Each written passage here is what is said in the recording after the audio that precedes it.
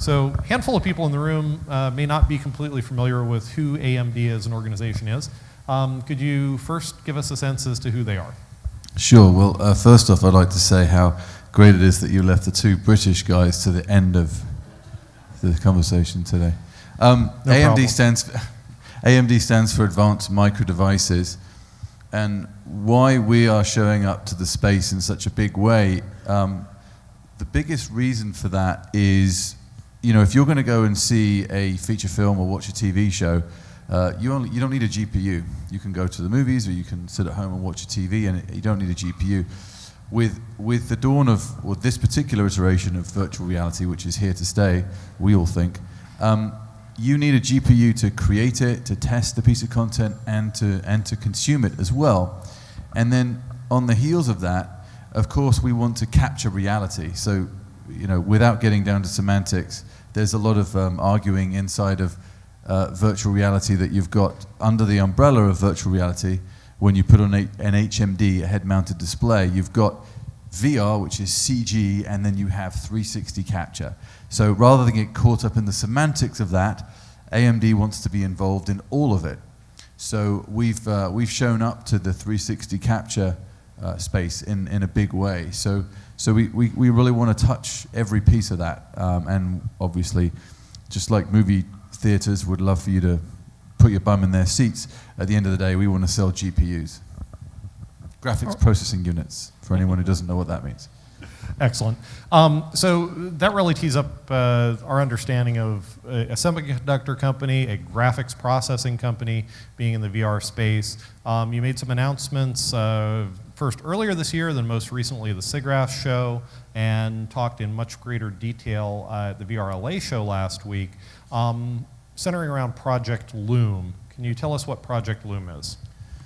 So Project Loom is a placeholder. Who knows, it might end up being called Loom when it's released.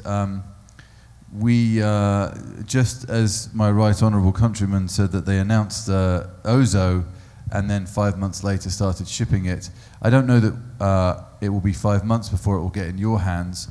Project Loom is a process, a program that we have written in order to speed up your production. By that, I mean, we're going to make your post your production. So it's real-time stitching. So there's no beaming it up to the cloud. There's no having to take individual SD cards out. It's instantaneous. You hit record, you hit stop, you can play it back immediately.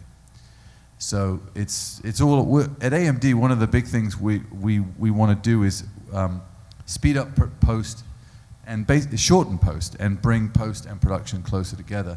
And so that's how we're inserting ourselves in the live capture area.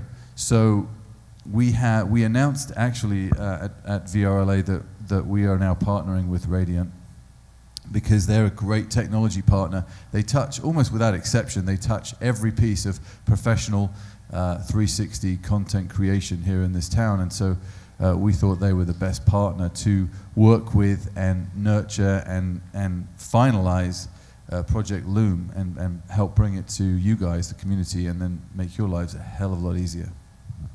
And that is something that Radiant Images is extremely proud of, the relationship that is coming into place with AMD.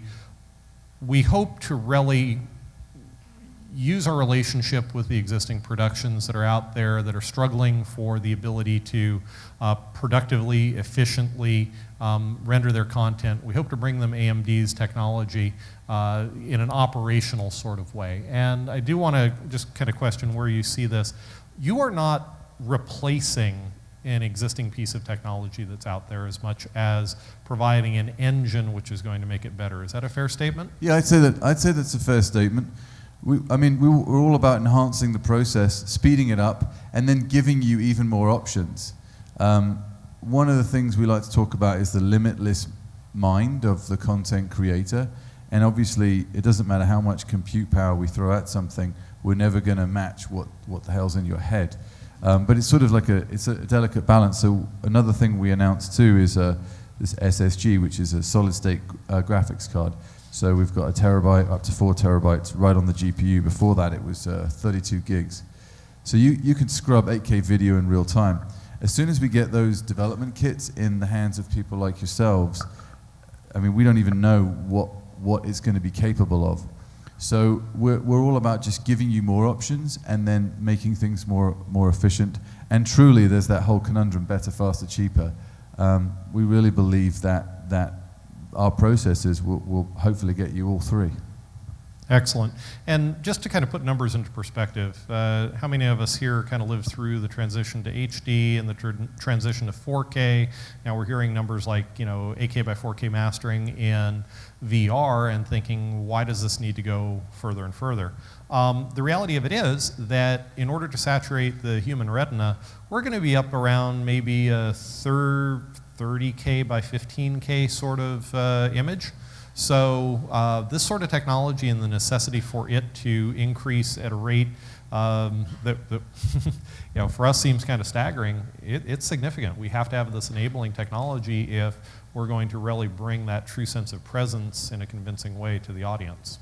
Yeah, we'll eventually get there. I mean, who knows? Maybe in our lifetime, from a CG perspective, we may not get there in our lifetime. I don't know. There's that whole uncanny valley thing. But there's a couple of obstacles. The technology, we're all in discovery. We're all in this together. And like Stuart said, we're all in co-opetition at this point. We're all about, I would imagine everyone here is about the success of the medium, not about like, my shit's better than your stuff, So I think that there's a lot of innovation that still needs to happen for it to get more widely used, or in as far as like Mr. and Mrs. Jones in Omaha, Nebraska. The technology and the headsets needs to get smaller. People worry about their hair getting, you look like you've got a VW bus parts on your face. A lot of people, one other thing too that I'd like to point out when we do talks is, just like a politician would have an opinion on a video game without playing them and slate them and say they're bad for the community, people have an opinion on VR without actually trying it. And so what I like to tell people is, or we like to tell people is, just because you look like a complete arse with the thing on your face, try it. It's actually fantastic. And some people are embarrassed to say that they haven't tried it, and they BS and say they have. Just try it. It's immersive. Like I would put that out there to your mates that haven't tried it. But when the technology gets better, the headsets are going to get smaller. They'll end up being glasses like this.